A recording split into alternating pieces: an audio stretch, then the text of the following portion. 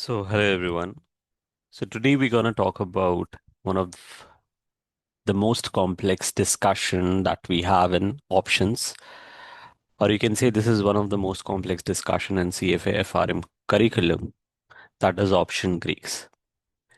If you look into the FRM level 1 curriculum, option Greeks readings are given as the last readings of all the 60 or 62 reading that we have. Similarly, if you go for CFA curriculum, they don't talk about Greeks in CFA level 1, they talk about Greeks in CFA level 2. But given we have studied about option evaluation, we discussed option Black-Scholes-Merton model, we discussed option binomial model, we discussed put call parity. So we have sufficient requisite understanding of options, which is necessary to understand option Greeks. So today we'll start with option Greeks.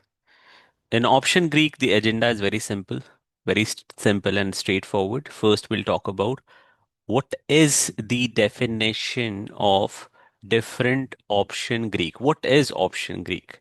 So agenda point number 1 and 2 is all about option Greeks. Definition. Try to understand what are the definitions of option Greeks.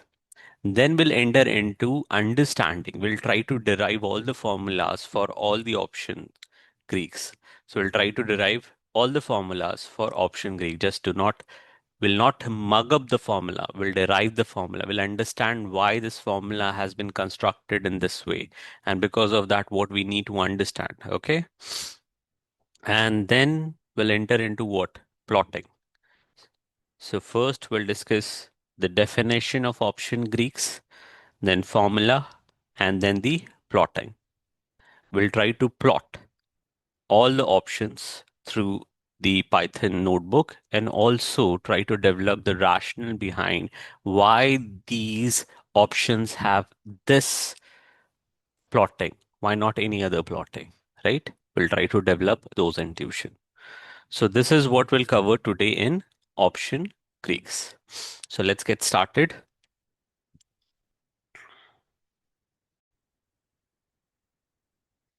So first let's cover the definition of what is option Greeks. So let's get started. So it says that in a very simple term, it states that option Greek represent the rate of change, the rate of change of option premium, the rate of change of option premium due to 1 unit change in one of the option factor, keeping other factors constant. The rate of change of option premium due to 1 unit change in one of the option factor and keeping other factor constant. What are the different factors that we have studied so far? From option session 1, we are talking about different factors. Session 1, we didn't wait for Black-Scholes-Merton model or put call parity or binomial to introduce those factors. We said the option value, we said the option value is dependent upon, the option value is dependent upon 5 factors, actually 6 factors, but predominantly 5 factors. That is stock price, exercise price, risk-free rate, volatility, and time. These are the 5 factors on which option premium or option value is dependent. So if one of the factors changes, definitely the option value will change. If one of the factor changes, definitely the option value will change. If one of the factor changes, definitely the option value will change. So the rate of change of option value due to change in the factor value, 1 unit change in the factor value, keeping other factors constant is option Greeks. That's it. Story ends. Okay. So if I say These are the different factors. These are the different factors. Can you change these factors by 1 unit and let me know what is the rate of change of option premium keeping other factors constant? So let's start with stock price. Let's start with stock price. So what I'll do, I'll change the stock price. I'll change the stock price and I'll keep other factor constant. Will not change other factors. Will keep exercise price, risk-free rate, volatility, time constant, and will only change the stock price by 1 unit. If the stock price is 50 rupees, I'll change it to 51 or 40, right? If the stock price is $50, I will change it to $49 or $51. 1 unit, whatever the currency is. I'm not concerned about the currency. I'm concerned about 1 unit change in the stock price. And we'll see what is the rate of change of call option or put option. Okay. So the rate of change of the option premium due to 1 unit change in stock price, keeping other factor constant is called as a option Greek, and that option Greek is delta. Is delta. We talk about delta, gamma, theta, vega, rho. What is delta? So one of the option Greek is delta. It talks about what is the rate of change of option premium due to 1 unit change in the stock price, keeping other factor constant. So will not change RF, will not change sigma, will not change time. I'm not saying I'll keep them zero. No, I'm saying if RF is 5%, I'll keep RF as 5%. If the volatility is 2%, I'll keep it as 2%. If the maturity is 3 months, I'll keep it as 3 months. I will not change it. I'll only change stock price from $50 to 49 or $50 to 51 and see what is the rate of change of my option premium. Similarly, if I say, or if I want to quantify what is the rate of change of option premium, whether it is a call option or put option, due to 1 unit change in the risk-free rate, 1 unit change in the risk-free rate, 1 unit change in risk-free rate, we call it as rho, RHO, rho. R for risk-free rate, R for rho. Due to 1 unit change in risk-free rate, keeping other factor constant. So I'll not change stock price. I will not change volatility. I will not change time. The only thing I will change is the risk-free rate. And the option premium will change, right? We call it as rho. Similarly, if I change volatility, keeping other factor constant, due to 1 unit change,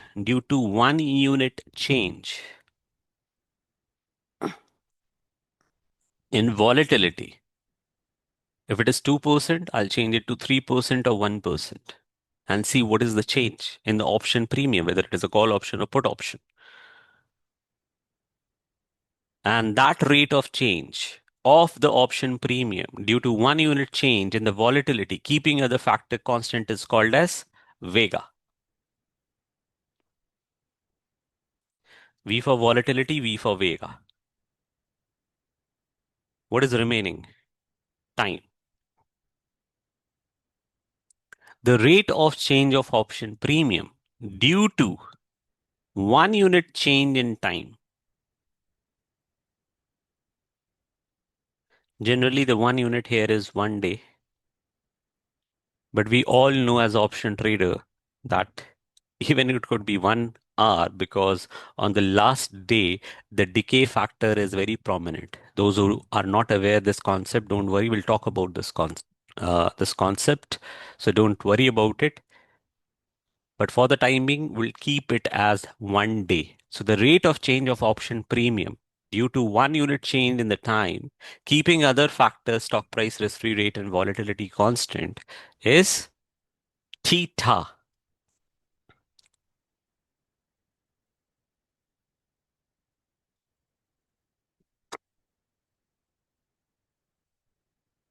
So we talked about delta, Vega, theta, rho. Why we didn't talk about exercise price? Anyone? Why didn't we talk about exercise price? Correct. The exercise price is constant throughout the maturity of the option. Exercise price is a predetermined price. What is a call option or put option? It is a contract to buy or sell the underlying asset at a predetermined date and a predetermined price. Definitely, it is a right for someone, an obligation for other, but whatever it is, the price, the exercise price is determined at t equal to 0. It doesn't change.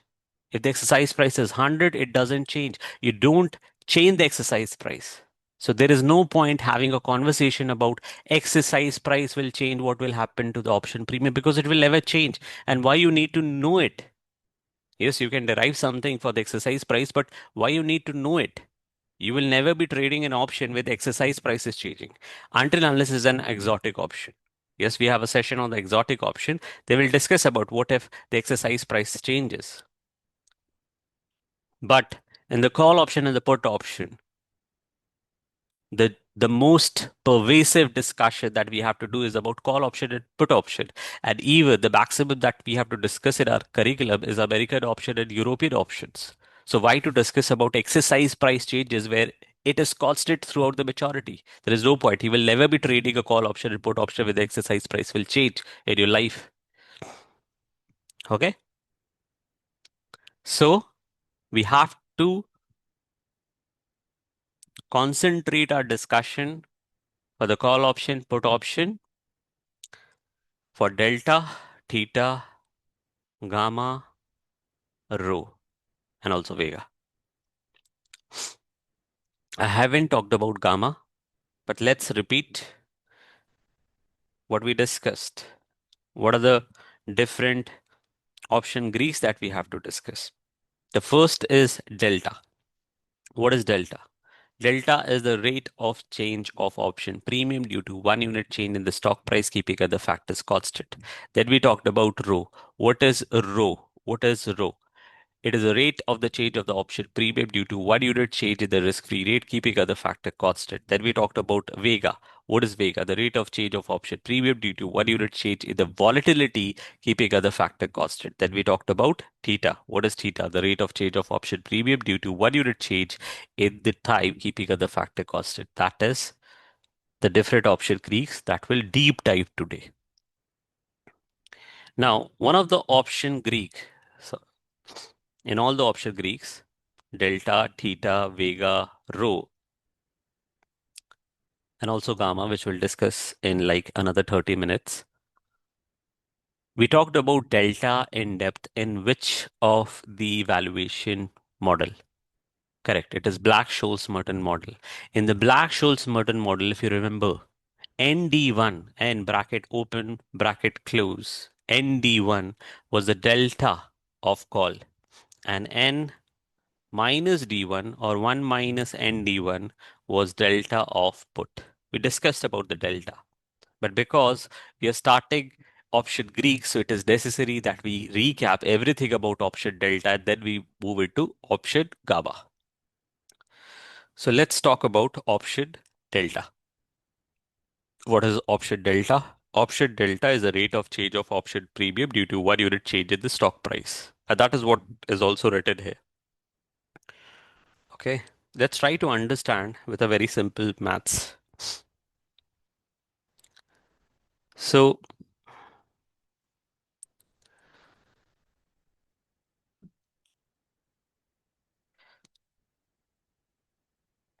whatever the stock price at t equal to 0, the stock price moved to say 110 and it fall to say 102. So if the stock price increases at t equal to 1 day or whatever, the call premium, the new call premium, I'm giving you the call premium. The new call premium for 110, I'm writing it as rupees 7. And here the call premium would be rupees, say, 5. Can you tell me what is the option delta? Can you tell me what is the option delta? If you have the number that the stock price, if the stock price is 110, then the call premium is 7 rupees. If it is 102, the call premium would be 5 rupees. You can find out the value through any method, Black-Scholes-Merton model, or whatever method you want to apply. You can find out if the stock price changes, you have to change the stock price and find the call premium. You did that. I'm giving you the value of call premium, that is rupees 5 as in rupees 7. What is option delta? Option delta is what? Option delta is the rate of change of what? Option premium. The rate of change of option premium due to 1 unit change in the stock price. So it is change of the call premium divided by the change in the stock price. So can I write that it is C2 minus C1 upon S2 minus S1? If I'm calling this as S1 and C1, S2 and C2. So my delta would be 7 minus 5 upon 110 minus 102. So it is going to be 2 upon 8. That is 1 upon 4. So my delta is 0.25. My delta is 0.25 and it is positive. It is necessary to understand that it is a positive value. We are talking about call option delta.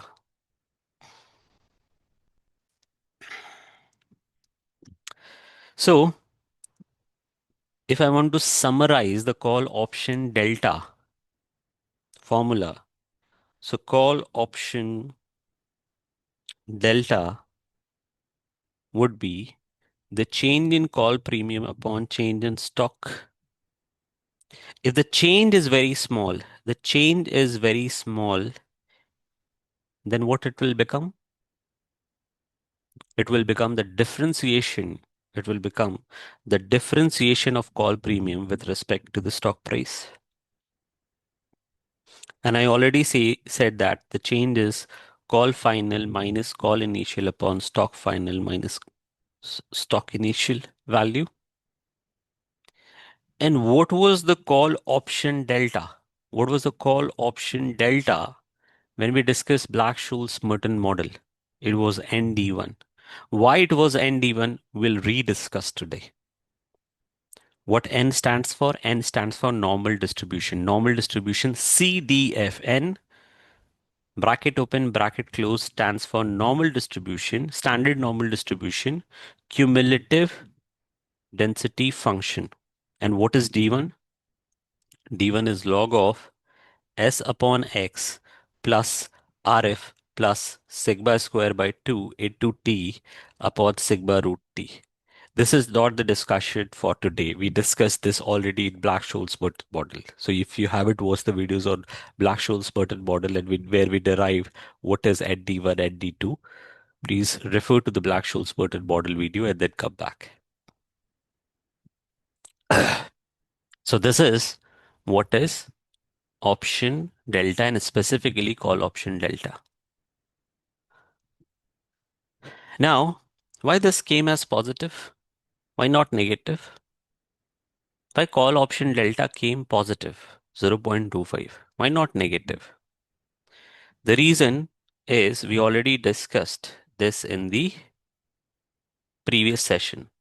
You remember we did something as call is a function of stock price, exercise price, RF, sigma, and time. And we used to write something as positive, negative, positive, positive, positive. We did that. And we developed the intuition. And then we developed what? Mathematical relationship between the call option and the stock price, right? We said if the stock price rises, the call option value rises. If the stock price falls, the call option premium value fall. That's it. So there is a positive relationship between call and stock price. So definitely the rate of change of the call premium with respect to the stock price is going to be always positive. So therefore, delta for call is going to be greater than, at some time it could be very, very near to zero, but I'm writing it as greater than equal to zero. So that is the delta of the call. What about delta of put? Will that be positive based on what we discussed in the last sessions? In put, what we said, put is a function of stock price, exercise price, risk-free rate, sigma, and time. Do you remember what other side we have kept for stock price? Stock price, it was negative. Exercise price, it was positive. Risk-free rate, it was negative. Stock volatility at time, it was positive. So the delta of put is going to be always negative.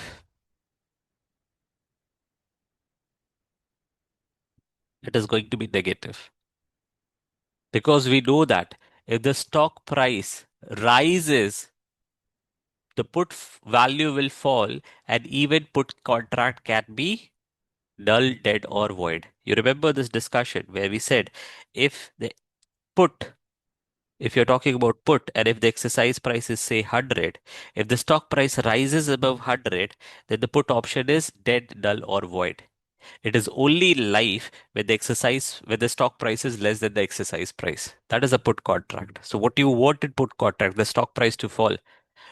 See, try to change your intuition into the mathematical notation. You're saying the put and the stock price have negative relationship or inverse relationship. So definitely the delta of the put is going to be less than zero. So let's do the maths. We'll use the same example.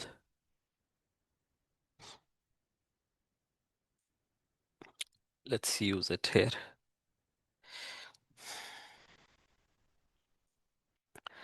So stock price can move to 110 and can fall to 102. And if moves to 110, the put value is say rupees 1. And if it moves to 102, the put value changes to say 4 rupees. Okay. So you have to tell me. So this is the put premium. How you got 1 rupees? You just have to put 110 in the Black-Scholes-Merton model, keeping exercise price, RF, sigma, and time, whatever the value you have. And then you change the stock price to 4 rupees, put it the Black-Scholes-Merton model equation, find out the value, sorry, put the stock price is equal to 102, add, keep all other factor constant, and find the put premium. I'm saying I'm giving you the value that came as rupees 1, rupees 4. You have to tell me what is the rate of change of put premium, what is the rate of change of put premium due to 1 unit change in the stock price. So again, it is P2 minus P1 upon S2 minus S1. So what is P2? P2 is 4 rupees minus 1 upon what? 4. If I'm calling it as S2, I'm calling it as P2, S1, P1. So it is 102 minus 110. So 4 minus 1 is 3. 102 minus 110 is minus 8. So it is minus 3 upon 8. It came as negative. It came as negative, and we already discussed the delta of put is going to be negative. It came negative, right? So let's recap what we have discussed so far. We discussed the rate of change of option premium due to 1 unit change in the stock price is delta. The delta of call is C2 minus C1 or C final minus C initial upon stock final minus stock initial. Or we can say the change in the call premium divided by the change in the stock price. And if the change is very small, it will become what? Differentiation. So DC upon DS. What is delta of put? P2 minus P1 upon S2 minus S1. So the change in the put premium due to 1 unit change in the stock price is put delta. And if the chain is very small, it will become differentiation. So dp upon ds, right? Okay. Now there is something very interesting mentioned. What it says that the delta of call will always be greater than zero, and the delta of put will always be less than zero. The delta of call will always be greater than zero, and delta of put is always less than zero. But they have also mentioned something that the delta of call is less than 1 and the delta of put is greater than -1. So the range of delta, if I say the range of delta in the terms of value as in modulus, is going to be greater than 0 and less than 1 for call. And even if we talk in the terms of value, it is going to be greater than 0 and less than 1 for put. So the magnitude of delta, whether it is call, whether it is put, is going to be between 0 and 1. It is important. Understand why? I used to speak this statement a lot, not related to finance, but in call and stock, who is the father? Stock or call? In call and stock, who is the father and who is the son? Stock is the father and call is the son. A son cannot move faster than the father, right? And call has derived the value from stock price. Call has derived the value from stock price. It is deriving its value from the stock price, how it can move faster than the stock price. If the stock price changes by 1 rupees, the call will change by 2 rupees. That cannot happen. Because who is the father? Stock. Call has derived its value from the stock. Derived. Derived. So this is intuition. Okay, we can mathematically see that the delta of the call, delta of the put cannot be in the magnitude term, cannot be greater than 1, cannot be greater than 1. Because something which is derived from something, the speed of that cannot be greater than from which it has been derived. So this is necessary. But to build the intuition, let's see, we'll try to understand it with some very extreme examples. When the stock price is very, very greater than exercise price, and when the stock price is very, very less than, extremely less than exercise price. And if we are able to develop this intuition for call, we can just use the same example for put. Assume the exercise price is 5,000. Exercise price is 5,000. And the stock is trading at rupees 2. And we are talking about call option. We're talking about call option. If the stock price rises to 3 rupees, what would be the change in the call premium? Do you expect any change in the call premium? Do you expect any change in the call premium? Call is in the life or dead. Call is in the life or dead. The call is in life or dead. It is dead. Correct. It's dead. Why it is dead? Why call is dead? The call is dead. The call is dead because the stock price is less than the exercise price and extremely out of the money. It is what? Extremely out of the money. We discussed this out of the money, in the money, at the money. Extremely out of money. If it is extremely out of money,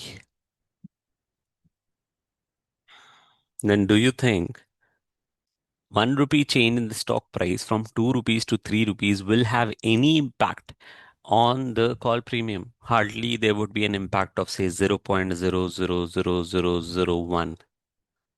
So the rate of change of call premium due to 1 rupee change in the stock price is very near to zero. reverse this extreme example. Assume the exercise price is rupees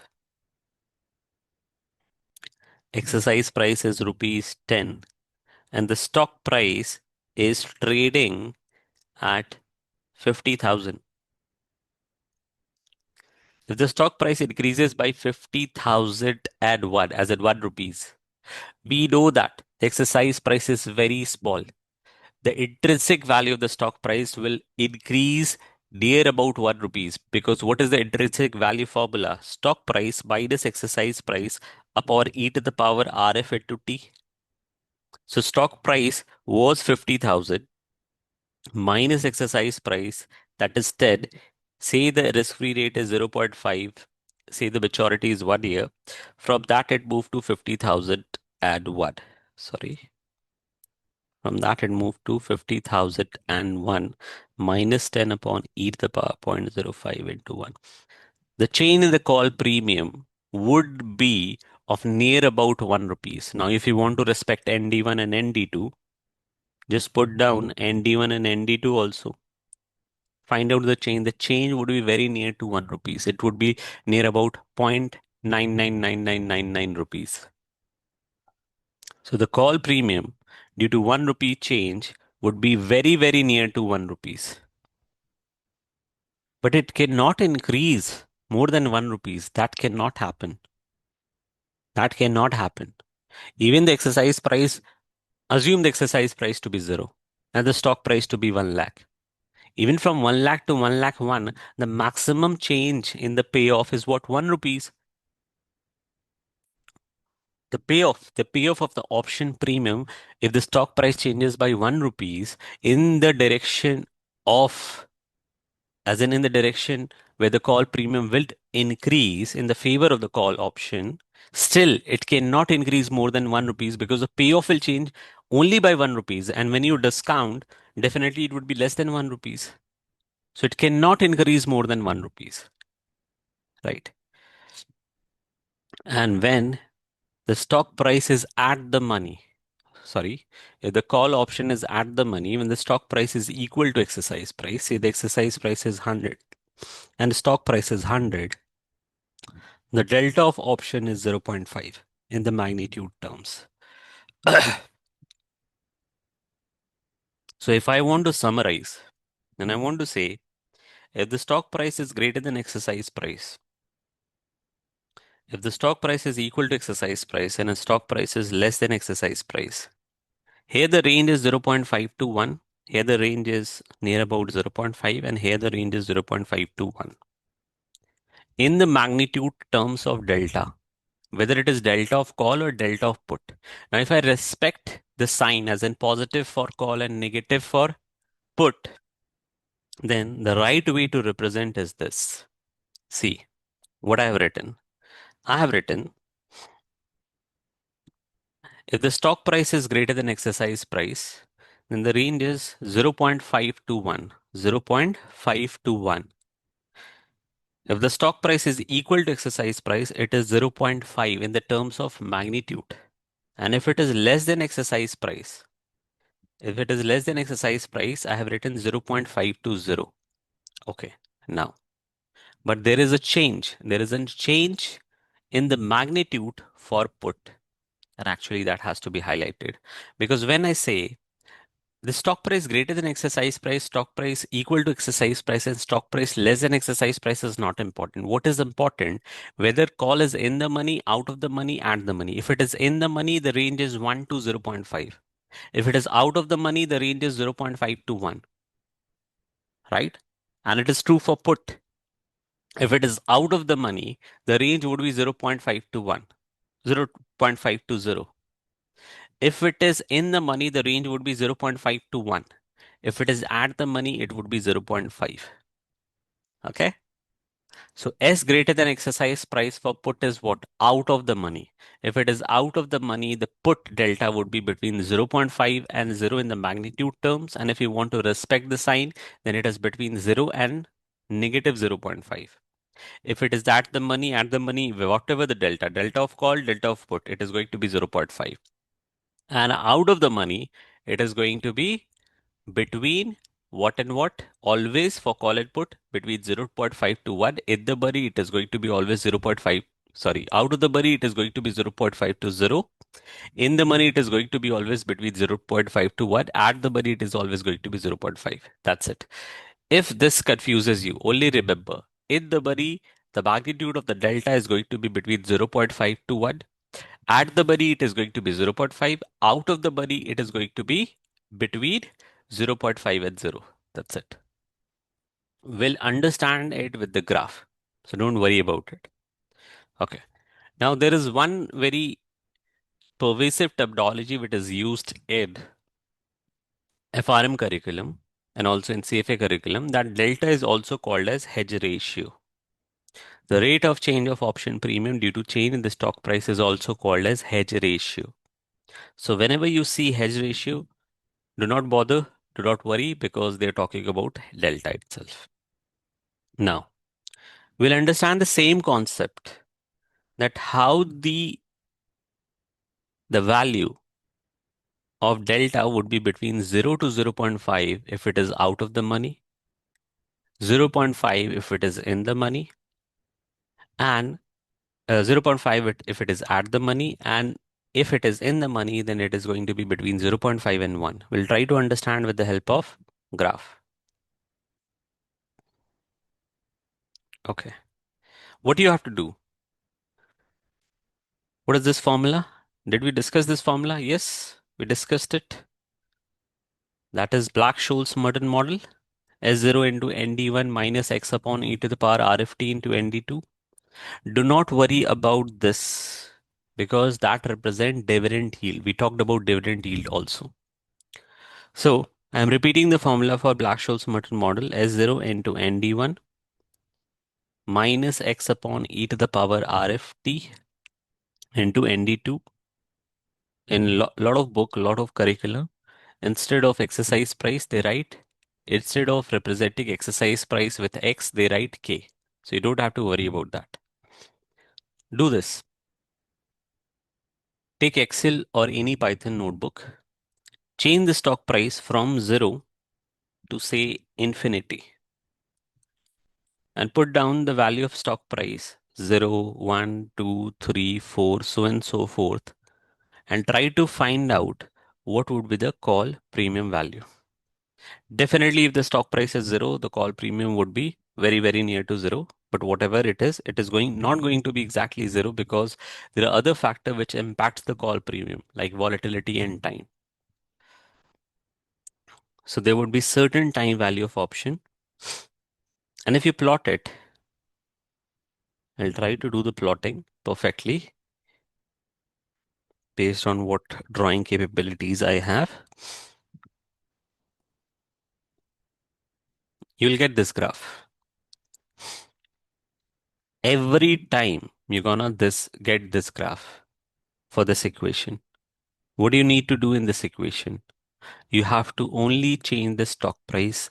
You keep other factor constant.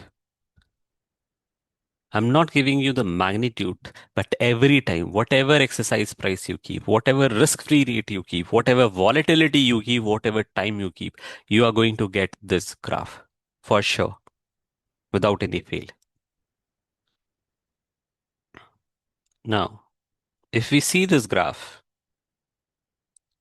let's say this is the point. Let's say this is the point where we have, say, stock price is equal to exercise price, say 100. Okay.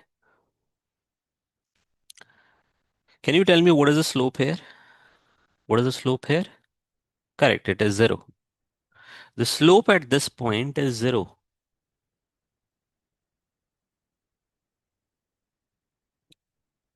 What is the slope at this point?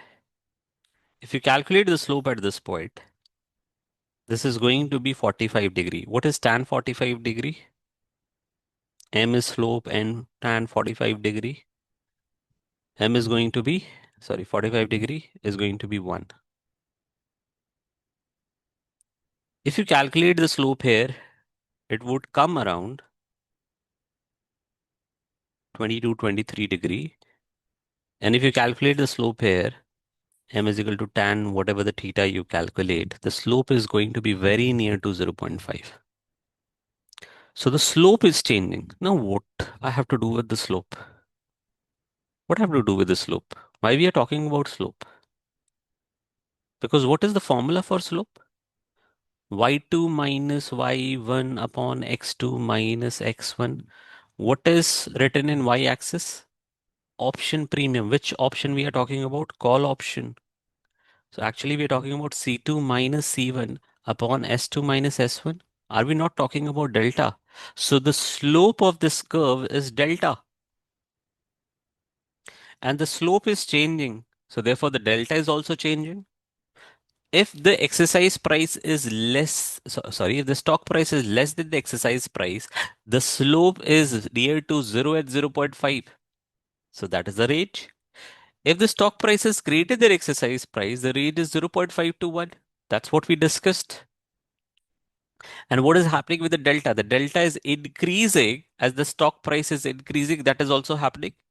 The delta is increasing as the stock price is increasing. So the range is between what? 0 and 1. And at the money, the delta of call option is 0.5. Cool. Now, if you do the same exercise for put, what do you have to do? You have to put this formula or the formula that we discussed. The put premium is equal to x upon e to the power rft 1 minus nd2 minus s0 into 1 minus nd1. Okay. So what do you have to do? You have to keep exercise price rf sigma time constant, and you only change the stock price from 0, 1 to whatever till infinity, from 0 to infinity. The graph that you will get would be something like this.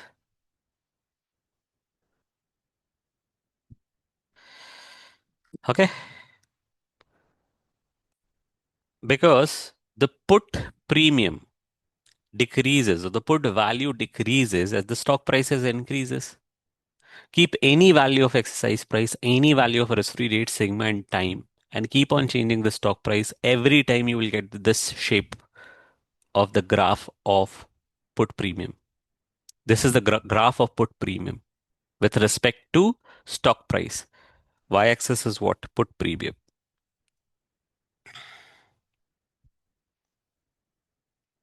What is the slope here? The slope is 0. What is the slope here? 135. What is tan 135? Minus 1. What is the slope here? If you calculate, it will come very near to 0.5.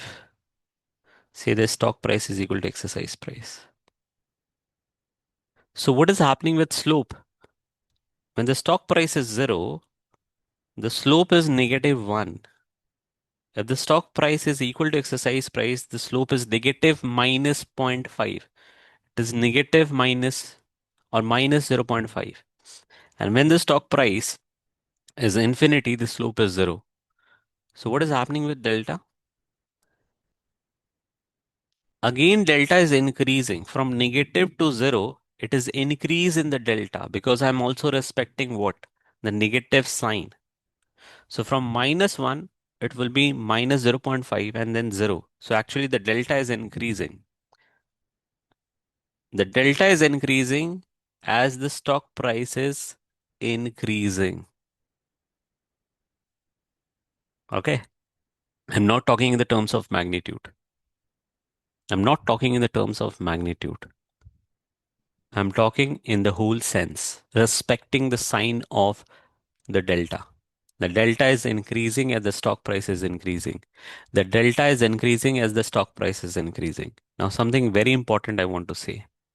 It means that the delta changes as the stock price changes. It's not constant. The delta changes as the stock price changes. Delta increases as the stock price increases. The delta of call increases as the stock price increases. The delta of put increases as the stock price increases. So there must be a rate of change of delta due to the change in the stock price. There must be a rate of change of delta due to the change in the stock price. That is called as gamma. What is gamma? What is gamma? The gamma is the rate of change of, what is gamma? The gamma is the rate of change of delta with respect to the rate of change of stock price. Why we had to talk about gamma? We have to talk about gamma because delta is not constant, delta is changing. And because of that, you will study a very important strategy in the option strategy session that is going to happen, where you will study delta neutral strategy. And then you will study delta gamma neutral strategy. That is a very important strategy. The problem is that the delta is not constant. Delta is changing. That's why there is a specific strategy we have to create to earn money in the market that is called as delta gamma neutral strategy. However, coming back to this option Greek session, what is gamma? Gamma is the rate of change of delta with the respect to the stock price.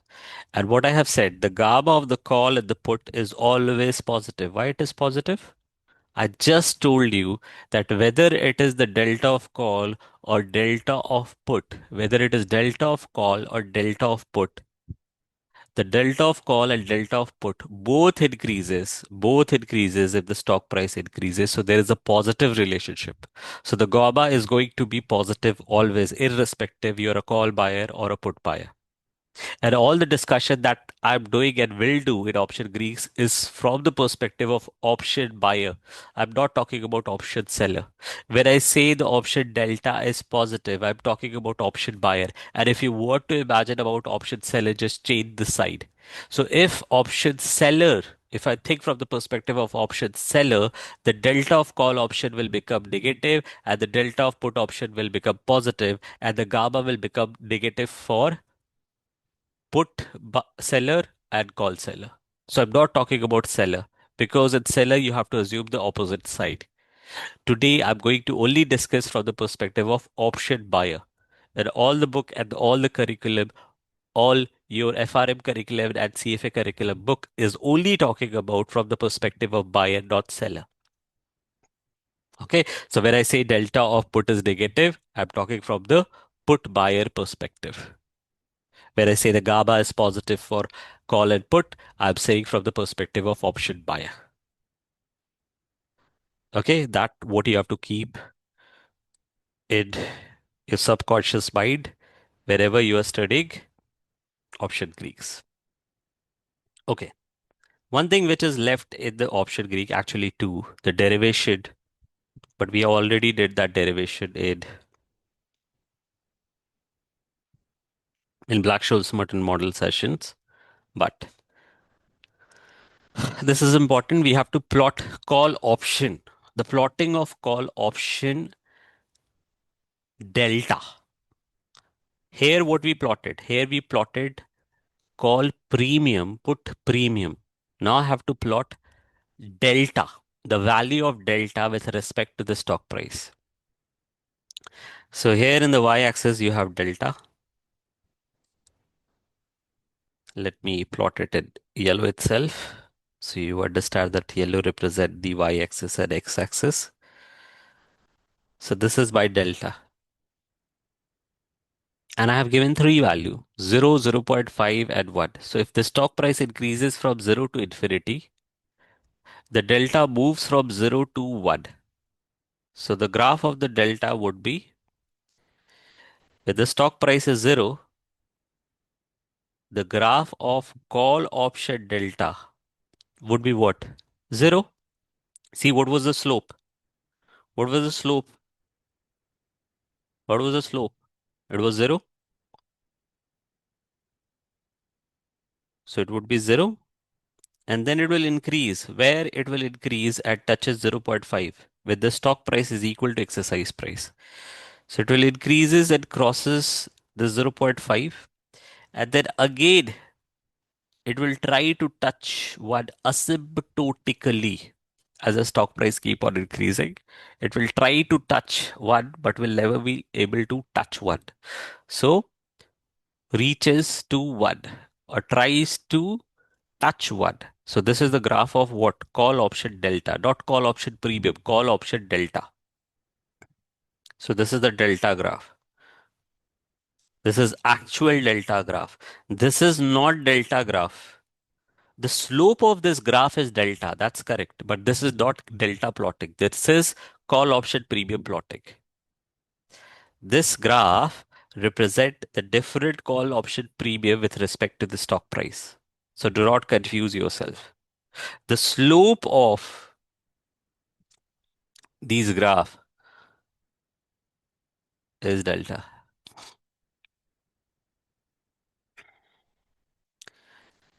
Now let's do the plotting for put delta, put all option delta.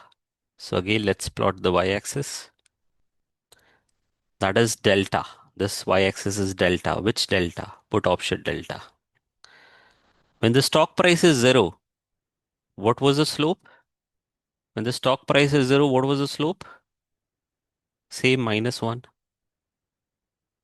When the stock price is 0, the slope is -1. When the stock price was infinity, the slope is 0. So we have to respect that. So let's plot it. When the stock price is 0, the put option delta was very near to -1. When the stock price is equal to exercise price, somewhere here it will try to cross negative 0.5, and then it will try to asymptotically touch 0. So this is the graph of put option delta, not put option premium. Put option delta graph is this. This is the call option delta graph. This is the pure delta graph, pure delta plotting.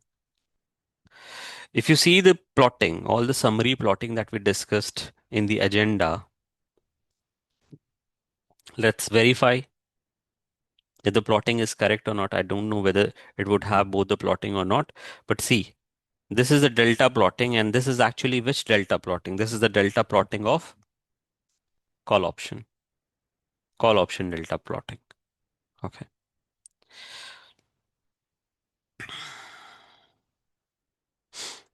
Now, so we discussed the plotting. The only thing which is left, nd1, nd1 or 1 minus nd1 is the delta of call or delta of put.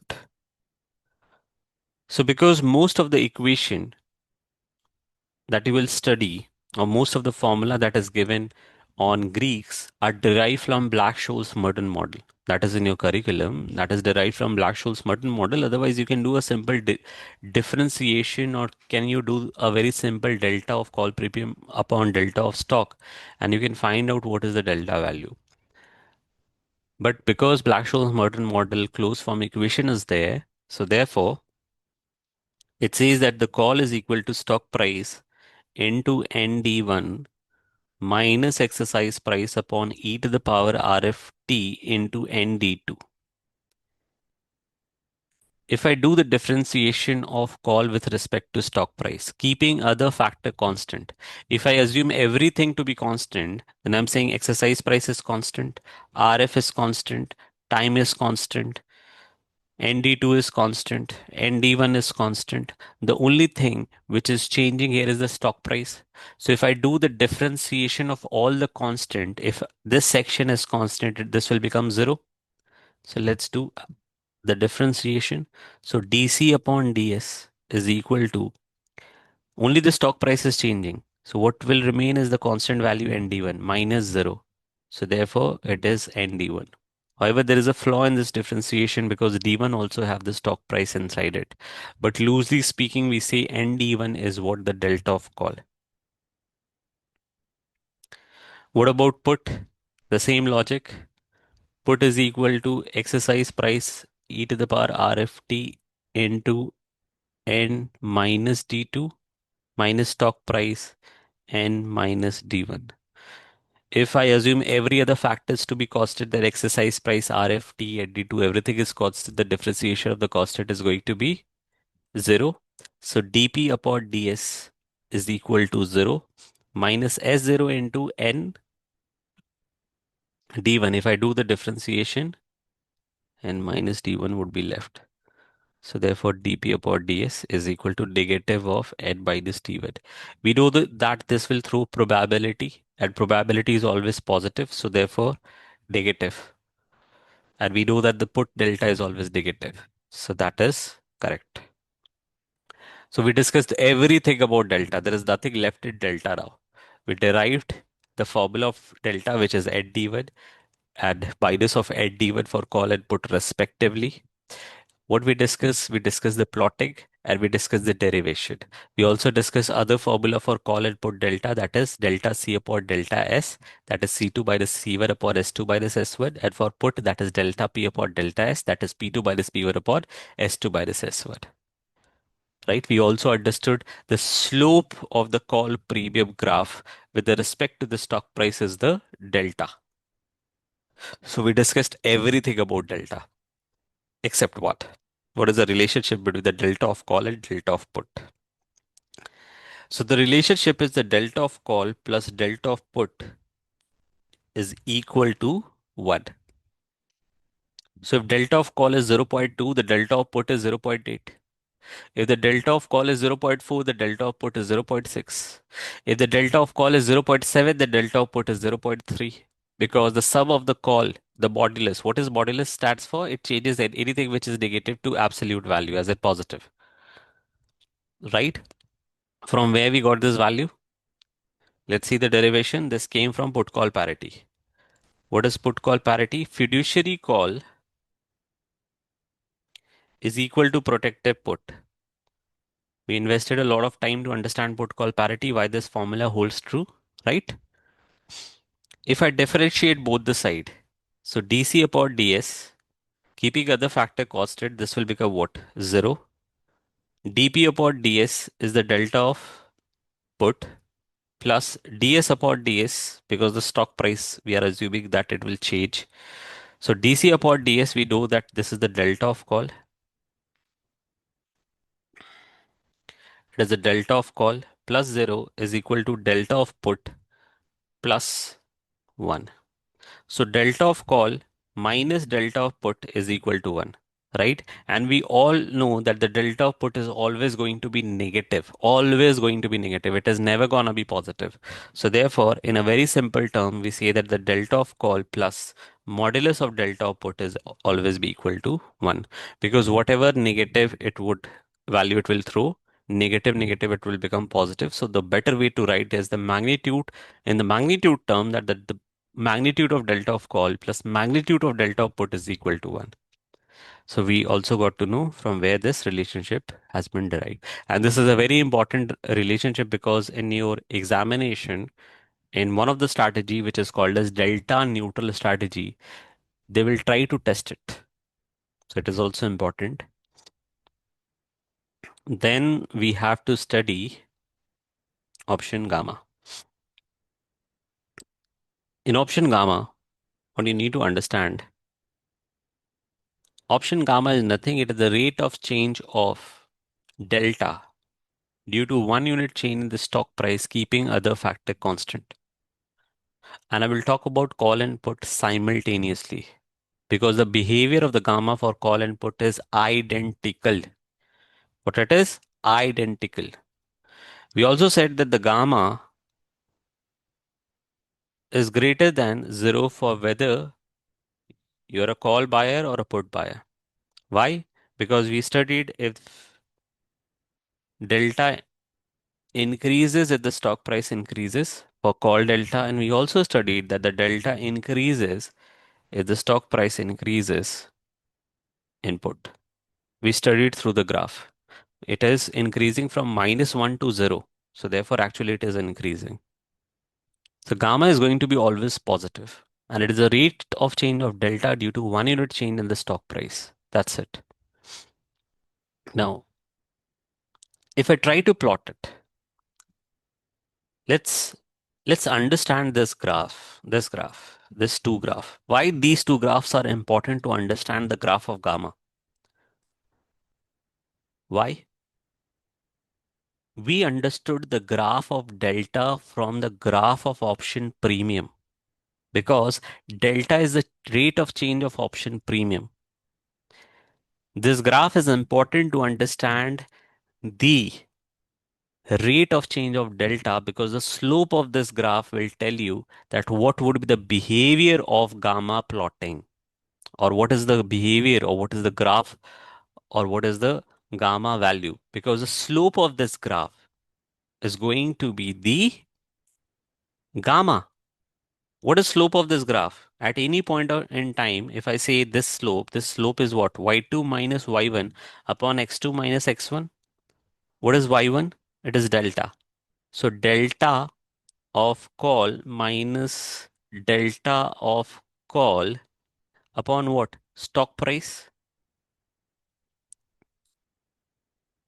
So what we are saying, the change of delta due to 1 unit change in the stock price, what is this? Gamma.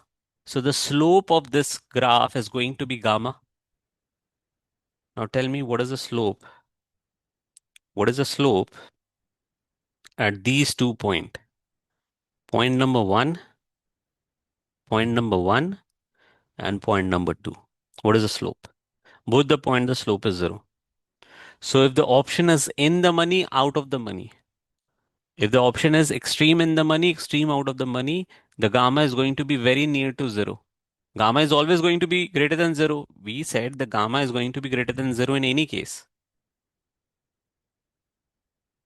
But it is going to be very near to zero if it is extremely in the money or extremely out of the money.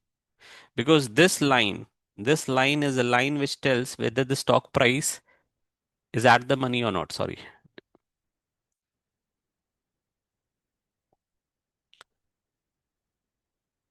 So in the left hand side, you're out of the money. In the right hand side, you are in the money. So you have to make a graph. You have to make a graph of gamma. If you have to plot the gamma, then in the money and out of the money, you have to make what slope? Slope very near to zero. Where the slope peak at the money. So the slope is going to be very high at the money. So the graph is something like this. Same with put, that for call option. Same with put. Same with put. If the stock price is extremely in the money, or sorry, option is in the money, the delta is -1, but the slope is what? Zero. Here, what is the slope? Zero. What is the slope here? Zero. At the money, the slope will peak. So again, there's going to be a graph where the gamma value is very near to zero, extreme in the money and extreme out of the money. So if you plot it,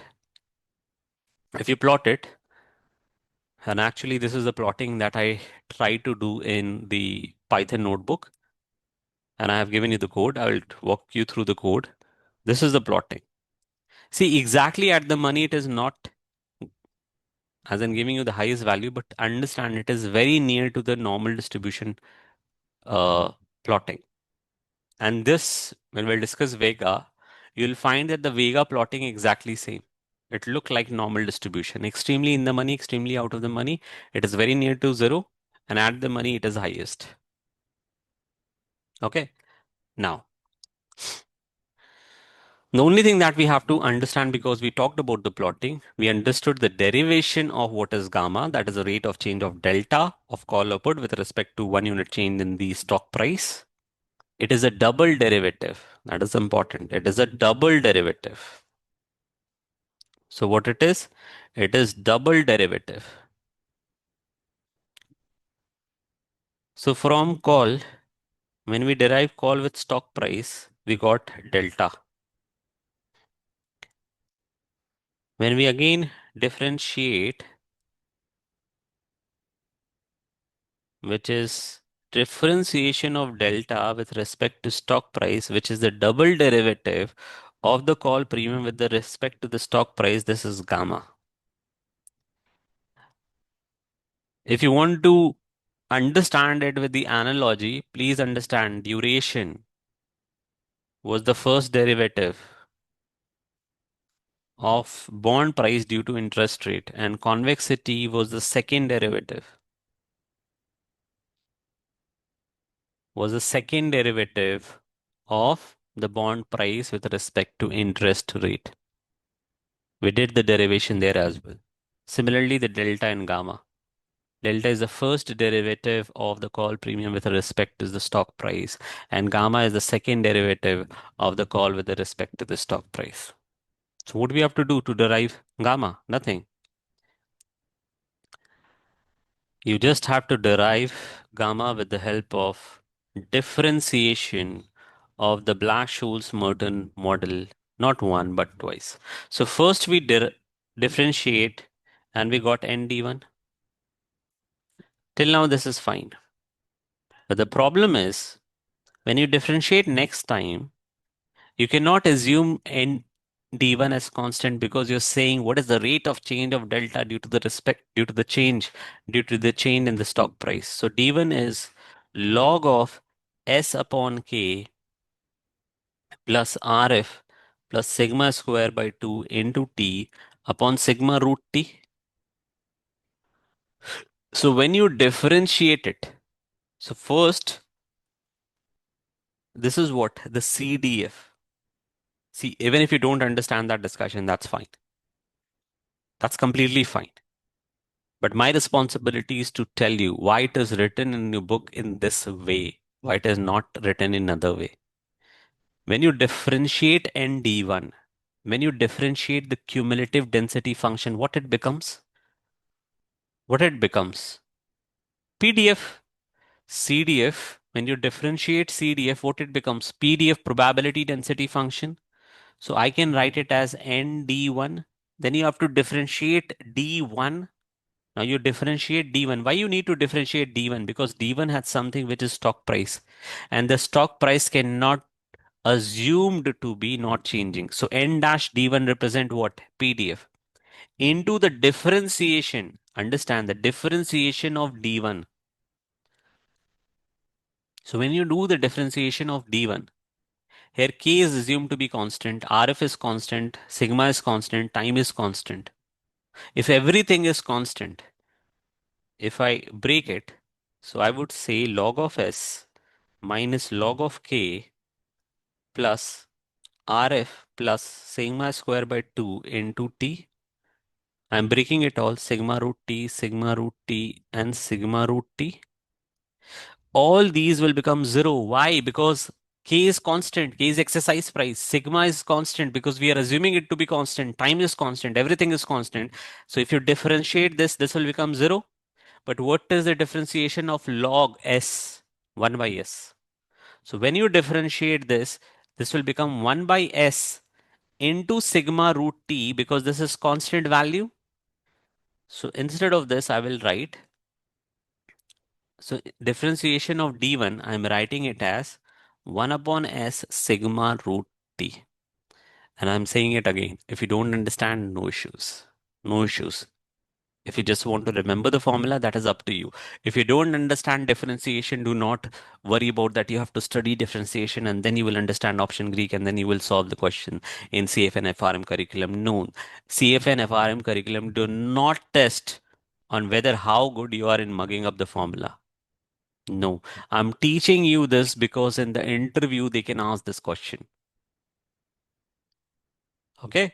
So can you derive that how you got the gamma? So you say it is a double derivative. Let's do the differentiation of Black-Scholes-Merton model twice. Now when I say n dash d1, see, when I say n dash d1, understand I have written n dash d1. That is a way of writing a differentiation. And this is actually what? PDF. Why it is PDF? Because the differentiation of CDF is always PDF. And this is standard normal distribution. Standard normal distribution. What is the PDF of standard normal distribution? We studied 1 upon root 2 pi e to the power minus d1 square by 2. That's it. So I'm writing you and I'm giving you the full formula. I'm giving you the full formula. I'm giving you the full formula for gamma. So I can write it as either PDF, okay, upon root 2 pi e to the power minus d1 square upon 2 into 1 upon s sigma root t. So whenever there is n dash d1 written, do not look into the z table because z table is cumulative probability. It is written at the top of the z table. It is cumulative probability. N dash d1 is just PDF, probability density function. So you will use this 1 upon root 2 pi e to the power minus d1 square by 2. Not use z table, not at all. You will just solve that question incorrectly. So this is gamma. Understood? Now, in some of the curriculum, you will also see that the dividend yield is mentioned. Why to worry about the dividend yield?